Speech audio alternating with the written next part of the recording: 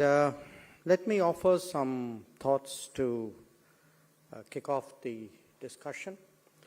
And I would begin really by saying that every generation believes that they are seeing unprecedented changes. In fact, probably every conference believes that they are discussing unprecedented changes. But this time, it's for real. So I do want to say that turbulent times may actually be an understatement. I hope prosperity is not. And I would begin really with the landscape when we speak about turbulent times. My point would be that by every metric of measuring the international economy, of assessing, in a sense, the state of the world, we are actually going through an extraordinary and intense period of change. And let me give you a few examples. Let's start with the most basic, which is production.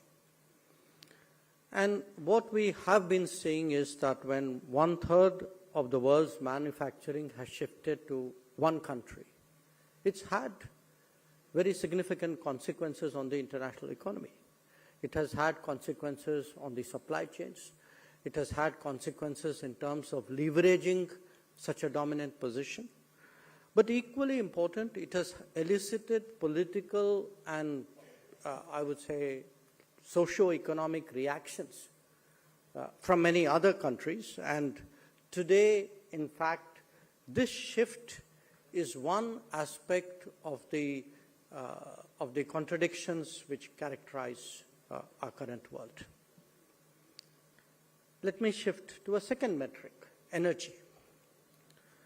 Again, one of the big changes of the last few years has been that the United States, which for decades worried about its exposure to external energy requirements, has not only become self-sufficient, it is actually today a significant exporter of energy and has made that energy exports an important part of its strategic outlook.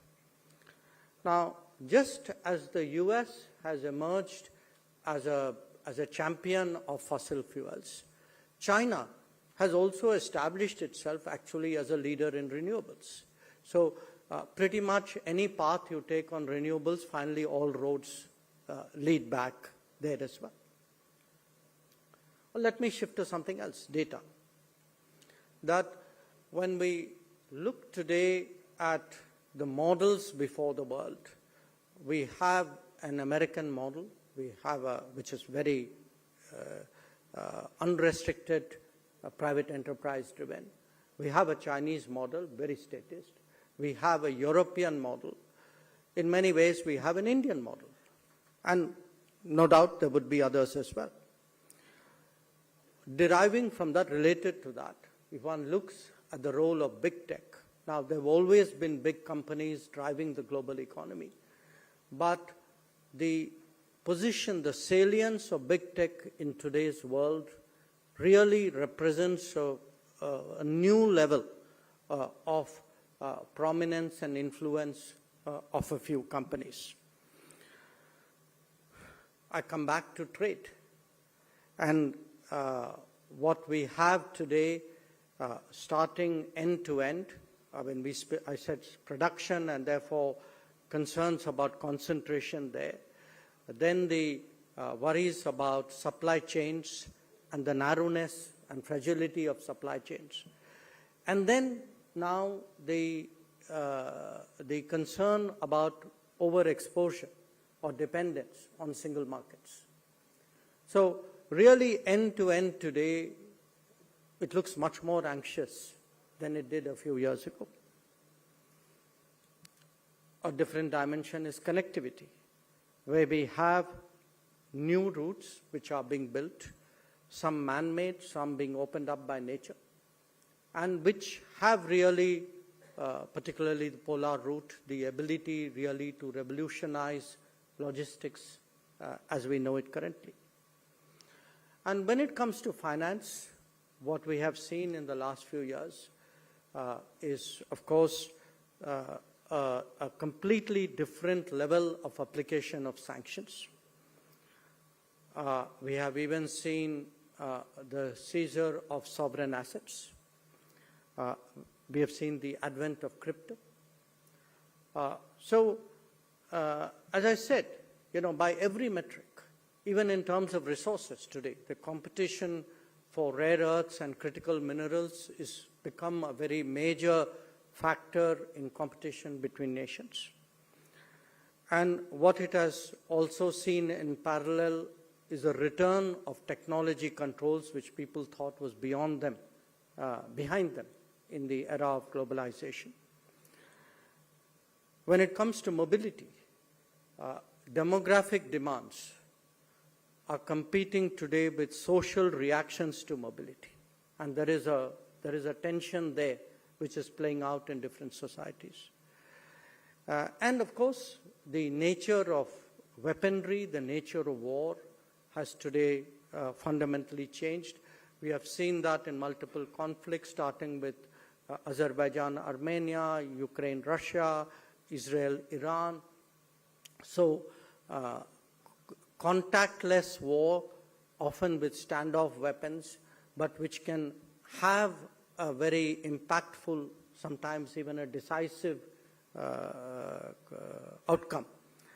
These are today the characteristics of this landscape of these turbulent times. And of course, the sentiment which characterizes these turbulent times is a growth in the opposition to globalization in many parts of the world.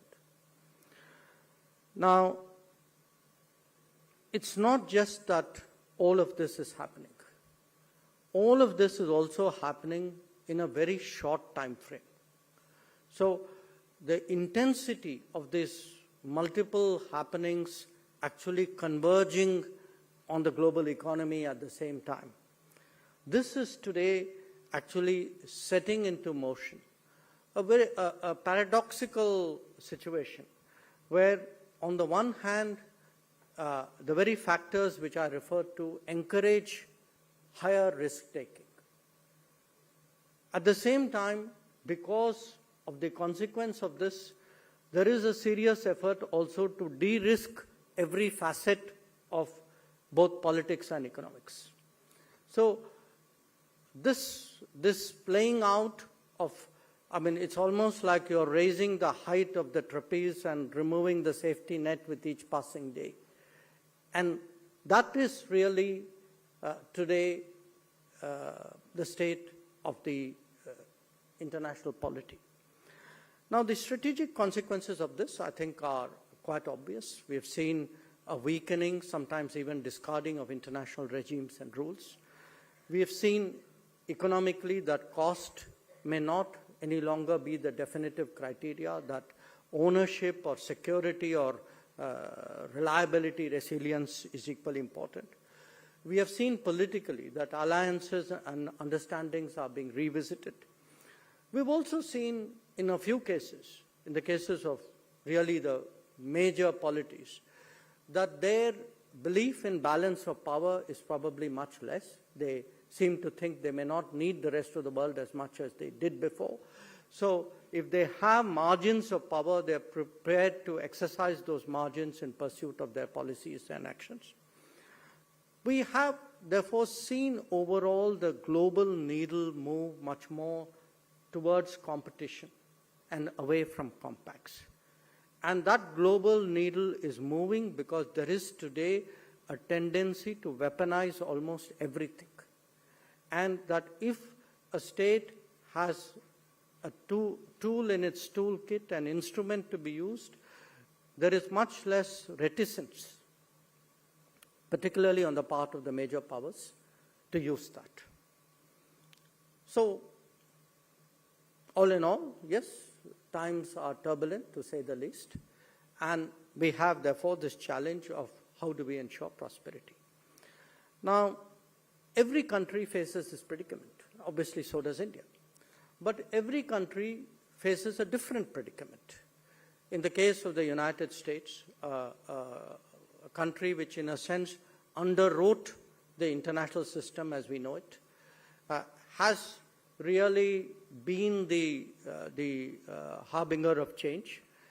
It is not only more assertive, but it has really allowed its or encouraged its national interest goals pretty much to drive its approach towards partnerships and cooperation. In the case of China, I think while they had clearly mastered the old system as we know it, this change perhaps catches them at a time when many of the new new concepts, mechanisms, institutions which they were pushing are not yet in place. But clearly what we can see is that the US-China relationship in many ways is going to influence the direction of global politics. In the case of Europe, what was a sweet spot in terms of US, Russia, China, US particularly security, Russia energy, China trade, has actually got turned around, and every one of those aspects today has become a challenge. In the case of East Asia, I think for a geography like ASEAN, being caught between US and China is a very difficult predicament. For those further east, the question marks about both economic and security question marks today are big concerns. In the case of Russia, you can see that their current goals and their future opportunities perhaps are not aligned on the same plane. But what is, I think in a way, what differentiates India is most of these regions, they are actually defending their interests. They are trying to maintain their positions. Whereas the challenge for India is how to go beyond that how do we rise in these turbulent terms? Because for us, just defending what we have is simply not good enough.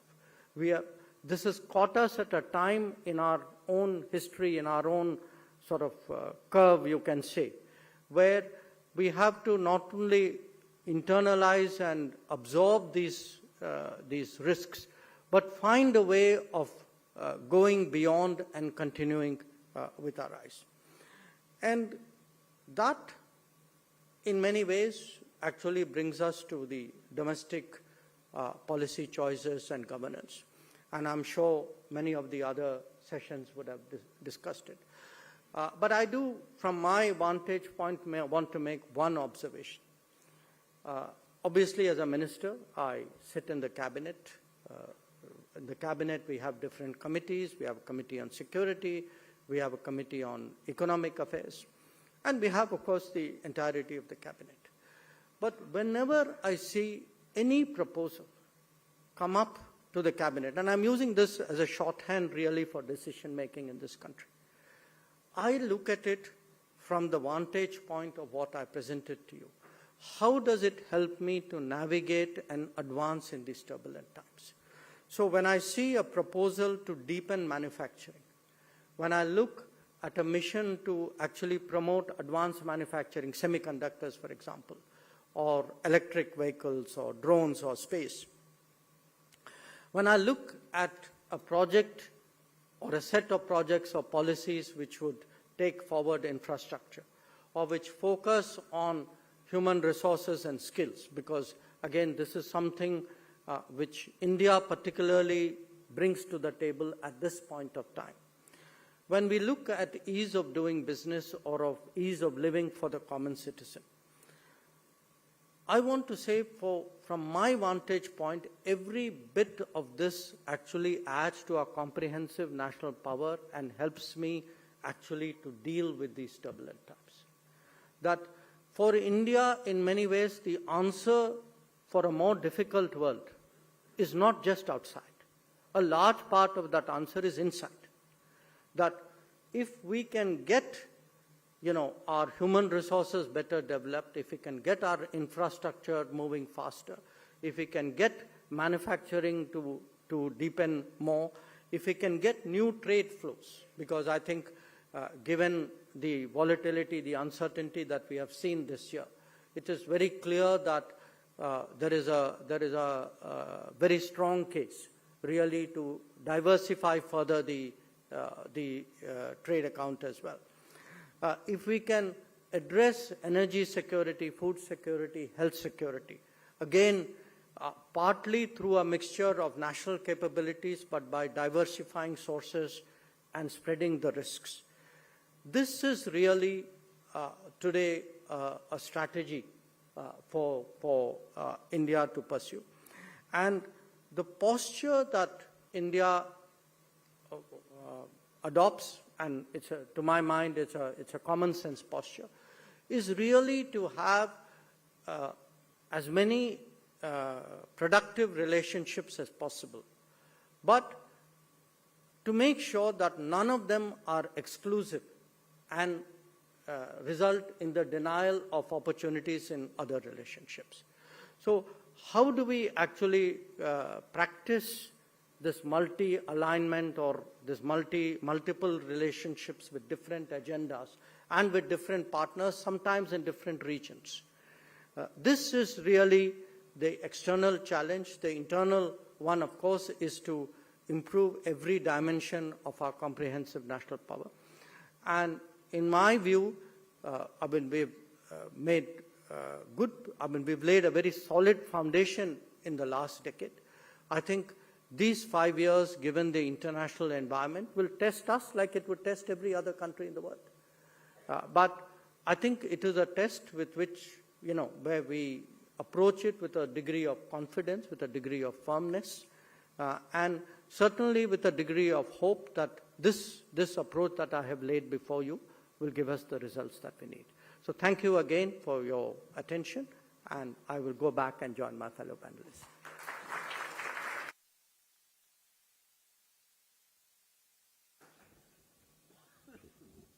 Well, thank you very much, Foreign Minister, for a very broad range of sweeping comments which covers the entire gamut of issues. You certainly showed no signs of any fatigue of having traveled to different parts of the world, spending a night almost every day from what one reads in the newspapers to a different destination. Let me ask you a couple of questions, if I might, and then, of course, we'll request the panelists to add their comments and then request you for you. So the first and foremost is that we seem to have axiomatically taken that regional multipolarity is a reality.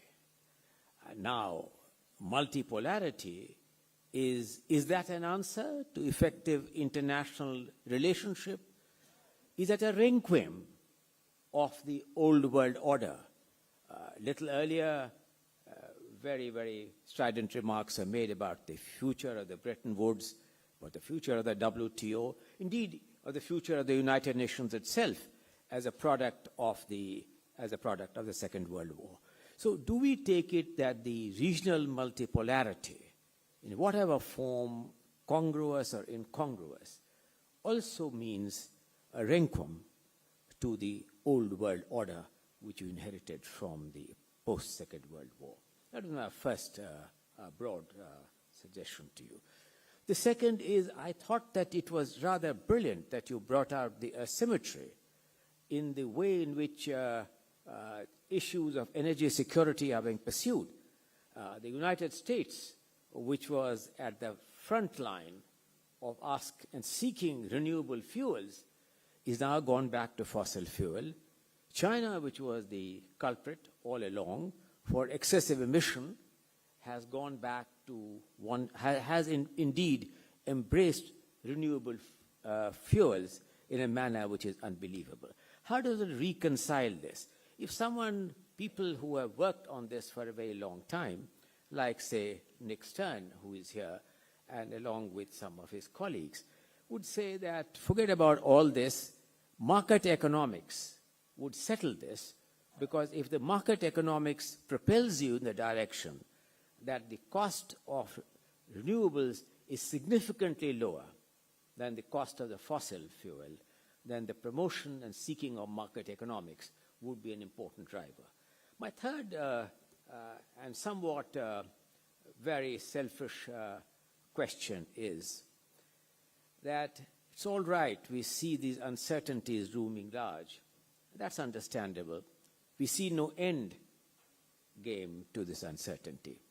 But in all this, as we seek to promote a 6.8%, consolidate a 6.8%, I do not agree with some naysayers who have been proved wrong in the past, but continue to propel that view. 6.8% is a recalibrated growth figure, which the RBI has adopted only day before yesterday.